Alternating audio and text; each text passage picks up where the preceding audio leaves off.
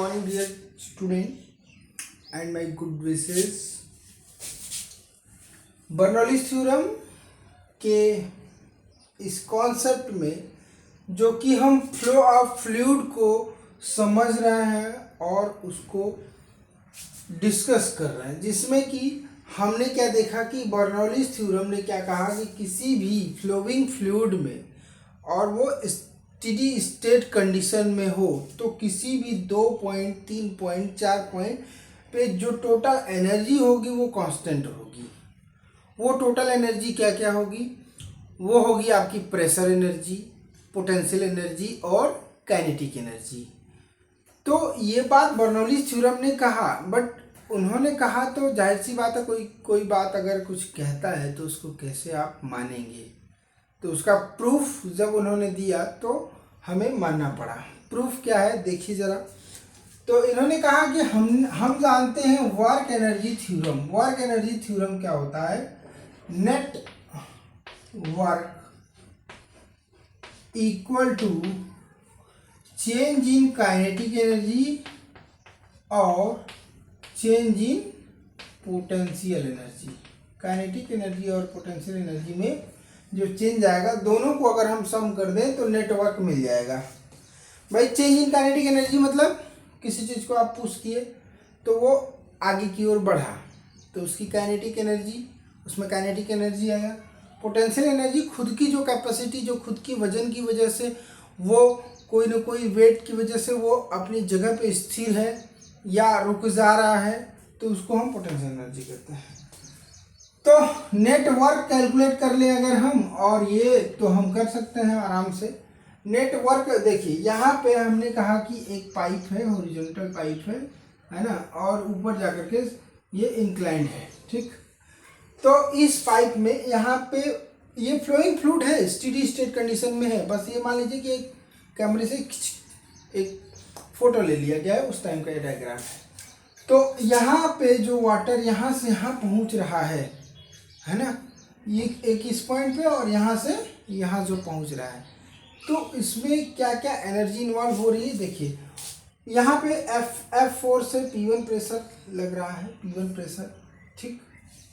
तो हम यहाँ का वर्क डन क्या लिखेंगे? Work done at point A,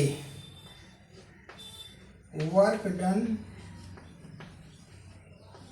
eight point 1 कहिए चाहे A कहिए, ठीक है। और A क्या है work done? W is equal to, एक तो प्रेशर अप्लाई जो हो रहा है वो P1, ठीक, और जो प्रेशर अप्लाई हुआ P1 और P1 डेल्टा V। ये कैसे आता है इसको हम बताए हैं आपको, यहाँ पे बता दे रहे हैं। क्योंकि F इज इक्वल टू क्या होता है? P इंटू A होता है कि नहीं? तो F यहाँ पे जो लग रहा है P1 प्रेशर लग रहा है, तो P1 A लिखेंगे। और आप जानते हैं W इज इक्वल टू क्या होता है? F इंटू D होता है, फोर्स इंटू डिस्प्लेसमेंट। तो डिस्प्लेसमेंट यहाँ पे आएगा ऐसे करके, जब हम W is equal to F की जगह पे PA रखेंगे, क्या रखेंगे? PA रखेंगे और D रखेंगे। तो ये भी आपको पता है कि A इंटू डी, एरिया और डिस्प्लेसमेंट, मतलब वही हाइट कितना गया, तो डिस्प्लेसमेंट मिला कर क्या हो जाएगा? ये डेल्टा V के बराबर है। वॉल्यूम के delta volume, change in volume के बराबर है। तो ये हो गया आपका W1। W यहाँ से work done at point 1, work done at point B, work done at point B कहिए, ठीक है, दूसरे पे या फिर B पे। क्या है work done point at B? W is equal to भाई वहां पे क्या होगा? वहां पे फोर्स इधर की तरफ लग रहा है, यहाँ पे फोर्स कहाँ लग रहा है? अंदर की तरफ। क्यों? क्योंकि वो आपका इनर्शिया है एक तरह से, इनर्शिया का फोर्स अप्लाई हो रहा है। तो जाहिर सी बात है कि क्या हो जाएगा, प्रेशर घटेगा, तो वर्क डन क्या होगा, माइनस P2 डेल्टा V। कोई दिक्कत नहीं। तो total W is equal to net work क्या हो जाएगा, W is equal to net work या टोटल वर्क, ठीक, और टोटल वर्क क्या हो जाएगा, W इक्वल टू, दोनों को जोड़ देंगे, P1 delta V minus P2 delta V। हो जाएगा कि नहीं भाई, जोड़ेंगे माइनस तो माइनस प्लस माइनस हो जाएगा। अब नेक्स्ट है आपका काइनेटिक एनर्जी, है ना, kinetic energy, change in kinetic energy. तो काइनेटिक एनर्जी में क्या बदलाव आएगा, डेल्टा के ई क्या होता है, हाफ एम बी स्क्वायर होता है ना, 1/2 एम के यहाँ पे हम रो डेल्टा वी लिखेंगे, rho delta V M is equal to क्या होगा, delta into rho into V होता है, डेंसिटी इंटू वॉल्यूम मास का। तो हाफ एम वी को हम क्या मान लें, UN स्क्वायर, ठीक, UN स्क्वायर। तो U2 में से UN घटाएंगे ना, क्योंकि पोटेंशियल एनर्जी डिफरेंस आएगा, तो U2 square minus half rho delta V और UN स्क्वायर। कोई दिक्कत नहीं। चेंज इन काइनेटिक एनर्जी हो गया। अब चेंज इन पोटेंशियल एनर्जी,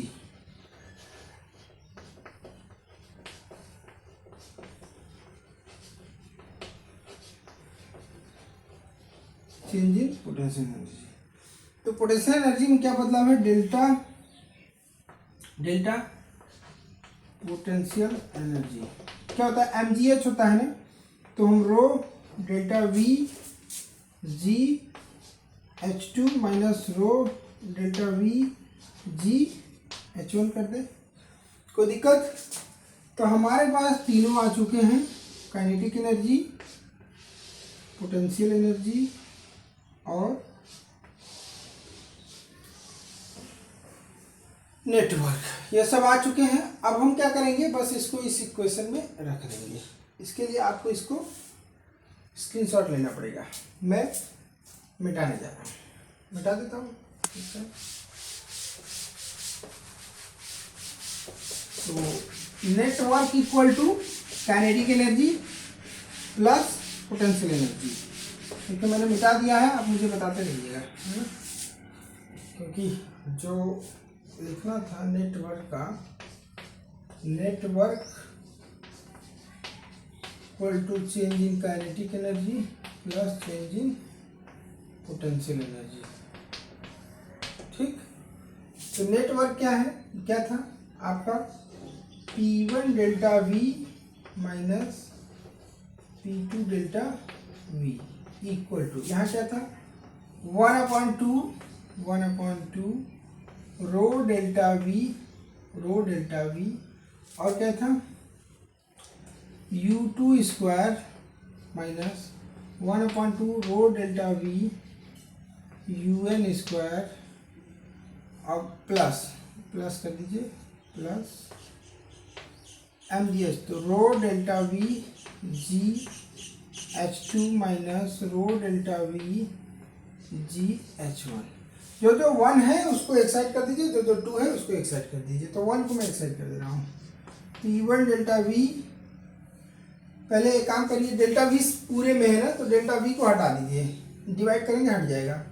तो क्या बचा, P1 minus P2 equal to 1/2 rho U2 square minus 1/2 rho UN square plus rho g H2 minus rho g H1। अब 1 को एक साइड कर लीजिए, P1 ये plus 1/2 rho UN square plus rho g H1 equal to, ये P2 उधर चला जाएगा, P2 प्लस 1/2 रो 2 स्क्वायर ये उधर गया ना, ये तो पहले से ही है, इक्वल टू है ना, इक्वल टू P2 चला गया तो P2 हो गया, ये पहले से ही है। और ये प्लस रो जी आ गया। तो ये है आपका बर्नौलीज थ्योरम इक्वेशन। फिर इन्होंने कहा कि रो जी, क्योंकि हाइट के टर्म में अगर लिखना है, मतलब एनर्जी हेड के फॉर्म में लिखना है, अगर एनर्जी हेड के फॉर्म में मतलब हाइट के फॉर्म में, तो रो जी से डिवाइड कर देंगे तो क्या हो जाएगा, P1 रो जी प्लस 1/2 UN स्क्वायर जी, रो से रो कट जाएगा, रो जी कट जाएगा तो H1 equal to P2 rho g plus 1/2 U2 square g plus H2। कोई दिक्कत?